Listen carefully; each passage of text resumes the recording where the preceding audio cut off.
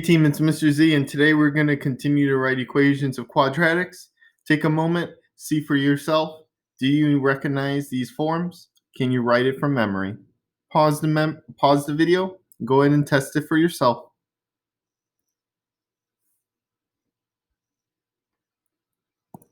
So, from memory, all of these are going to look like the following.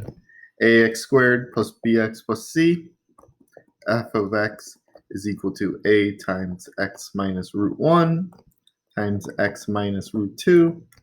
And then finally, vertex form is the one with the square. It's going to be a x minus the h part of the vertex plus k. Vertex form, the vertex is always going to be hk. And we know that our axis of symmetry is going to always be x equals h.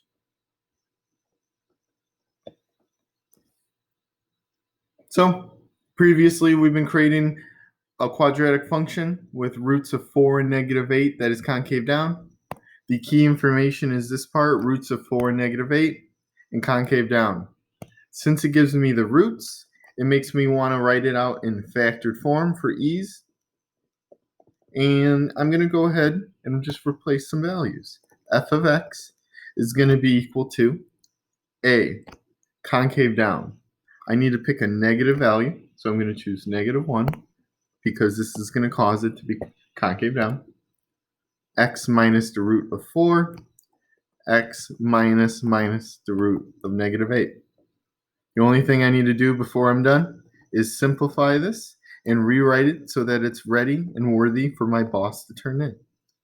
This is just going to be x minus 4, and it turns into x plus 8. I hope you can see how I dropped the 1 in front. If you can formulate this and if you can see this, you might be able to skip ahead. But the idea is that we take the time to simplify our functions.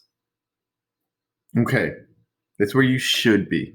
We're going to take our next step forward toward the summative. And basically, our boss is going to be much more specific this time. Instead of just giving us a generic part where we choose the value for it to be concave down, they're going to actually give us different information. Such as number 1, they give me the x-intercepts are at negative 1, 0, 8, 0, and the point is going to be negative 2, 5. So x-intercepts implies that I'm going to start it out in factored form, and I'm going to go ahead and write it out. I'm going to write a quadratic function, f of x, and it's going to be equal to a times x minus root 1, x minus root 2. Okay, this part is going to come in x-intercepts are the answers. Remember, whatever number minus r1 is going to be equal to 0. I want you to think of f of x.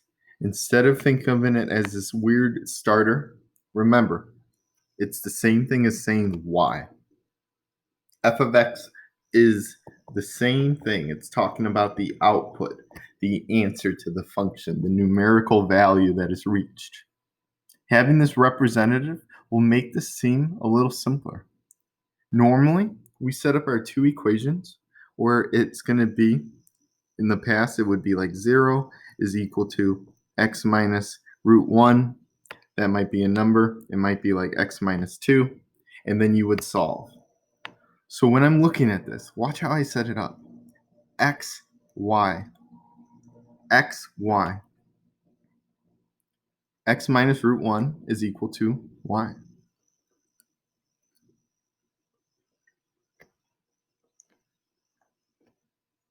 X minus root 2 is equal to y. And the reason I can do this is the zero product property. And more specifically, what is the y value? 0. Hence why I'm able to do this. Now, the x value is negative 1 minus root 1. Here, it's going to be 8 minus root 2. I'm going to solve this equation using traditional inverses. I'm going to add 1 to both sides. I get negative root 1 is equal to 1, which means root 1 is equal to negative 1 if I multiply both sides by negative 1. Likewise here, if I minus 8 from both sides, I get negative root 2 is equal to negative 8, and that's going to be turning into positive 8. Okay.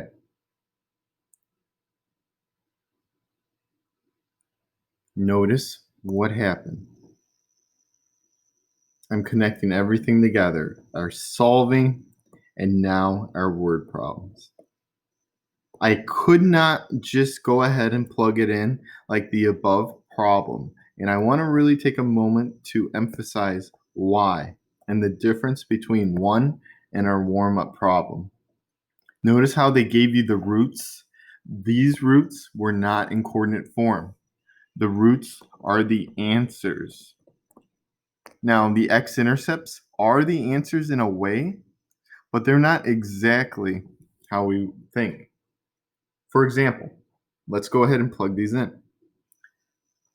Y is equal to a times x minus minus 1 and x minus 8. This is going to turn into a times x plus 1, and then this is going to turn into x minus 8. All right, think about it. The x-intercept is negative 1. If I plug in negative 1, notice how it's going to make 0. If I plug in 8, notice how the right parentheses is going to make 0. If you can avoid this using logic. All the inverses does is make it so that your logic is basically unchallenged. You can't be challenged on the number. I hope you can see that maybe you might be able to in the future think, hey, I have my x-intercepts. I need my numbers to be equal to 0. What number makes negative 1 plus what equals 0? Oh, plus 1. What number makes 8 0? Oh, I'm going to go ahead and minus 8. So I did the same thing as I did with the inverses. However you get to the end, just know that I have to process the x-intercepts. And through this process, it might get simplified to be x plus 1. Okay, now that's not even the whole hurdle. Notice how I didn't have any information given to me about my A. We've been spoiled. I've been giving you all the problems where, hey, I'm giving you a specific situation. I actually have no information about this A value. But what is neat is it gives me a point. Remember, point is x comma y. To find this A value, I am going to plug in my coordinate point, negative 2, 5, into this equation. So it's going to turn into 5 is equal to A times negative 2 plus 1 times negative 2 minus 8. I'm going to go ahead and simplify this guy. 5 is equal to A. Using my integer rules, it's negative 1, negative 10. I'm going to multiply those products together. A negative 1 times negative 10 is going to be a positive 10. I'm going to write that in front of the A. And then now I'm going to go ahead and divide each side by 10, leading me to A is equal to 5/10, which can be represented as 1/2. $5 is half of $10. So I hope you can see again how I'm using the X and Y. I'm using the coordinate form to my advantage. Now, I'm going to forget about this guy. We've used this. This is done. I'm going to go ahead and rewrite my answer. And it's going to be the function is going to be equal to 1/2, meaning it's concave up, but it's being compressed vertically because it's a fraction, x plus 1, x minus 8. Notice how the roots stay in I just adjust my A value. All right, this is our first step. Our word problems are getting more intense. Let's continue to do some weightlifting.